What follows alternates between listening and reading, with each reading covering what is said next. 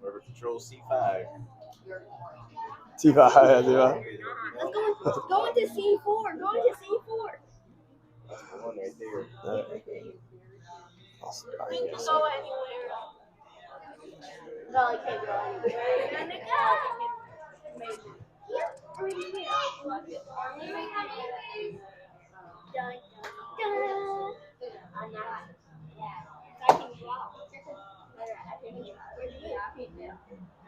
Oh, you only have 2 pieces left.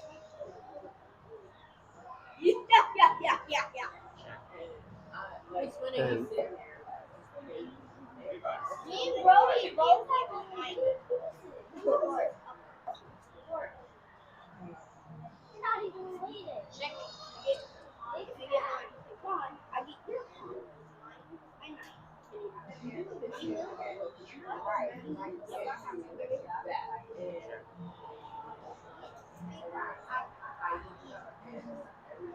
Your help with me.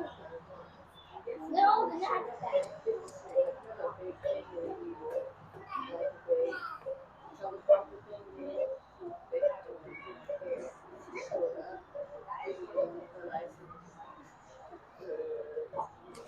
So that's where batteries come in. Obviously, you have 2 guys there, battery and down. That one's pretty much going to be over there. So now you're kind of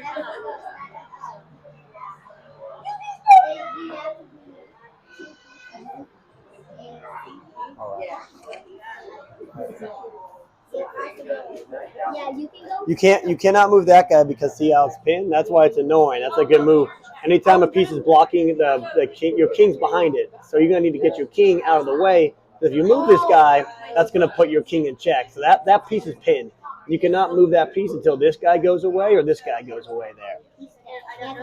That's why it's a very annoying move having her put her thing there. So how could you? Well, no, you can't move there.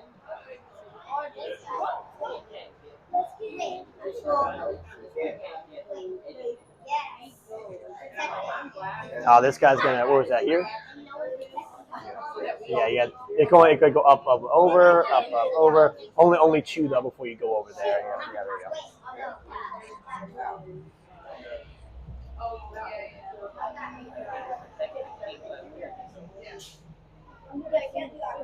Well,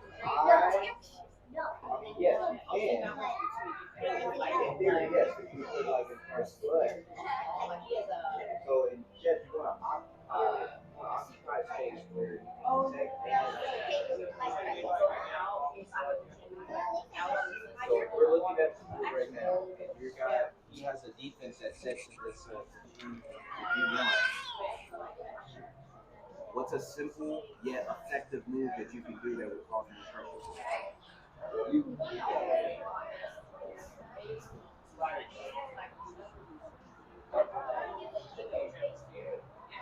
know what I'm talking about, Max? What are you talking about? Oh, for taking space. Black. Black's gonna need to.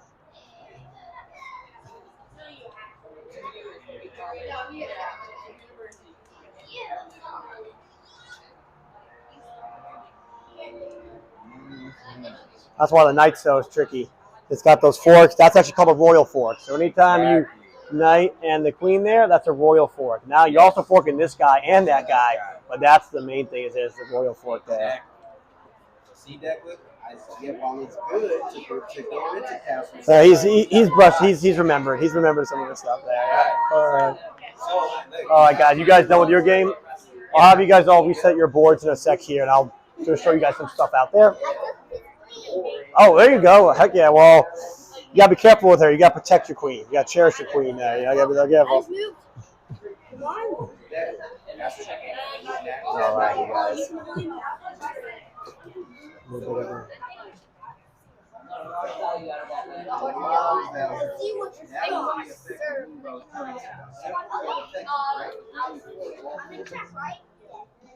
So when you're defending that, when you're going into that corner like that, you gotta watch you have to watch your All right. okay? So where where you have space for your queen, you have space for your king, and you can make a certain move to where you don't put your queen in front.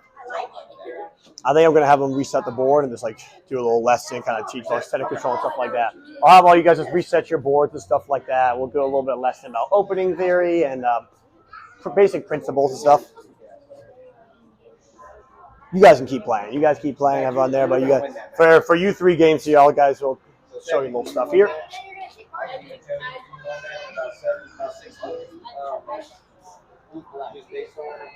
Yeah, so that's a stalemate. Yeah, 4 that's rough. That's a tie actually. That's rough. So she survived to a tie there.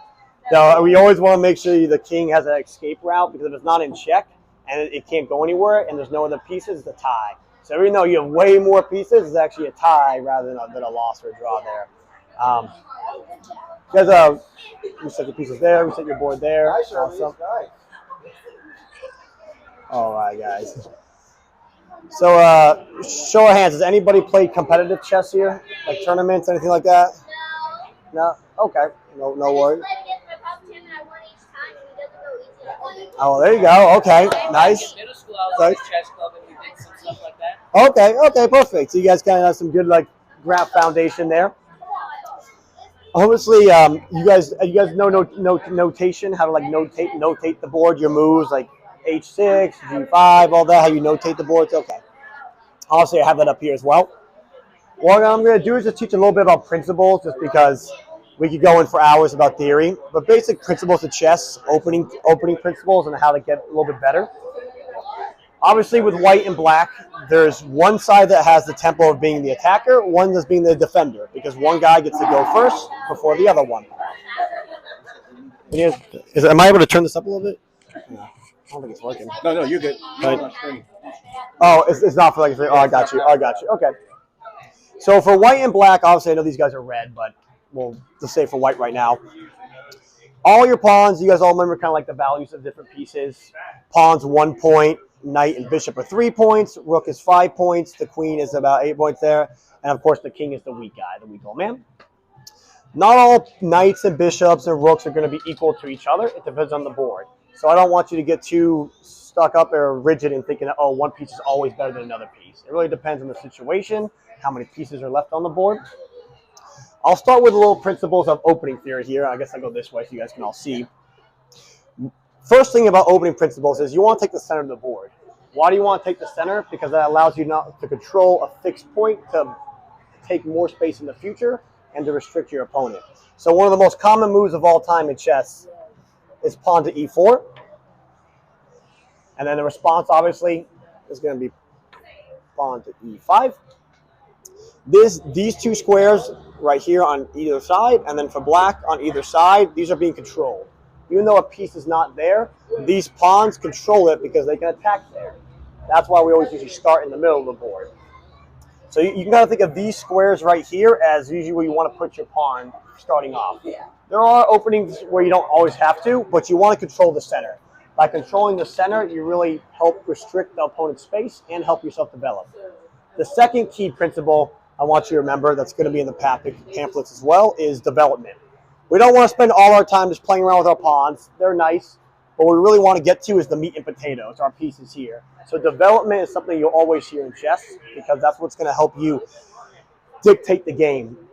Development and tempo. And by tempo, I mean this is one of the most common openings ever. I'm going to do knight here, got a knight out here, bishop here. This is called the Italian game. You don't have to remember all like the names of the different openings, but a lot of them.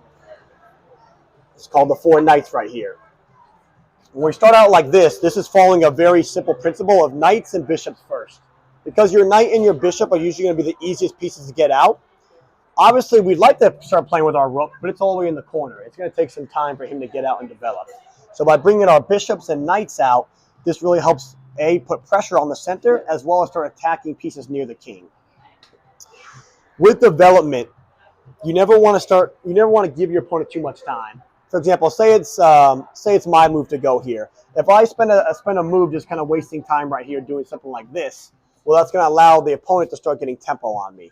And by what I mean by that is he's going to start taking more space in the middle of the board. So we don't want to necessarily waste time just moving any old pawn, any old place. We want to have like a focus, and the focus should be to put control on the center. You'll notice here that I have a knight. My knight on f3 is putting pressure on this pawn here. His knight is defending that one, and now he's also taking a little bit of a center with this pawn here. So I have a couple options in this scenario. I can decide to take the pawn with my pawn, take the pawn with my bishop, but then he's also defending his with his knight and his queen. One good tactic, you don't always have to take in chess. It's not quite checkers. If I don't take, though, and this is a good way of thinking of it, you always, when you're looking at moves, is checks, captures, and attacks. That's a good way to look at anything when you're trying to make a move there. If there are no checks, captures, or attacks, then you got to look at, well, where am I being attacked? And in this situation, I would love to just go right here to put extra pressure on this guy. Because my whole point, I want what's called overload a piece. If we're trying to take a piece, you can see that my knight here is attacking him, but it's defended. What I would like to do in a perfect world is just go right here, because that will not only put pressure on this guy. If I can make this guy move or take this guy, then he loses the defender of this piece here. And again, I'm trying to put a lot of my focus on taking the center. I don't want to just play anywhere on the sides here. Bad thing about here is because I kind of spent some time lollygagging and making this move up for no reason on the side here, his pawn is going to be attacking me, so I have to react to him. So anytime you see an opponent's move, don't just get too locked in your own plan. Always make sure you look at your opponent's plan first, because it can cause some more issues for you. If I just go here thinking I'm going to do my fancy plan of knocking this guy out, he's going to take my pawn, which is not defended, then he's going to attack my knight. So I'm kind of forced now to take his pawn. Now in this situation, what do you think black should do here? Anybody, and it could be anybody. Take the pawn back? Okay. Now what piece do you think I should take back with? The knight or the queen? The knight? Okay, very good. We don't want to give up our queen. She's precious. She's got very powerful here. So that's definitely one option. And obviously with that pawn here, I'm being attacked by, this pawn is attacking my knight. So a good move for black would be to take the pawn. Some people could say, well, what if you push your pawn and attack my knight back?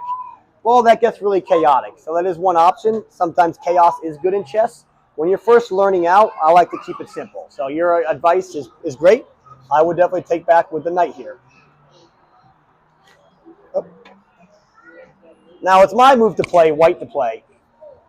Because here I definitely can take that knight, but you don't always need to take a piece just because it's there. Do you guys think I should take that knight or not take that knight? Not that knight? Okay. I was going to say take the pawn with the knight. Oh, no. I mean, that's perfectly fine. Yeah, I'd like to take that guy, but that rascal right there is still kind of defending my center. I'm going to have to deal with him. Not take the knight. I like that. Why not take the knight? Even though bishop and knights are technically 3 points, they're not always equal in theory. As the game gets on, and a lot of people might not teach you this early on, as you go on, a bishop gets stronger. Why does a bishop get stronger as the game goes on? Because it has more range of sight, it has longer. Knights are very tricky, and they can do forks like what you had in your game there. But as this game goes on and pieces start to come off, the bishop will get more powerful, whereas the knight's going to get a little slow. It does have some nice L moves, but it's slow as the game goes on. So I don't want to just necessarily take the knight for no reason. B, you never want to take a piece if it's helping your opponent develop. Don't take a piece if your opponent's going to get a piece out stronger. If I were to take this knight here, not only am I trading my nice bishop for his knight, but he's going to bring his queen to the game. I don't want to help my opponent develop. That goes with tempo and development. I want to be the one dictating development, and I want to be able to usually develop with attack. If I'm taking pieces that's going to help my opponent bring out their pieces, I'm just kind of hurting myself. So good answer, guys. Don't take the knight. Now, what my man said earlier here was that he wanted to kind of take this pawn. And that looks interesting. I would like to take that pawn. I'm sick of that pawn. That pawn's controlling the center very nicely. I want to get rid of him because it's kind of being a thorn in my side. Something that's in chess, which is also in the pamphlet, is called overloading. Overloading or attacking a piece with a worse piece. I want to try to move this defender of that pawn. And so right now, instead of taking the knight, I'm going to actually go here. Even though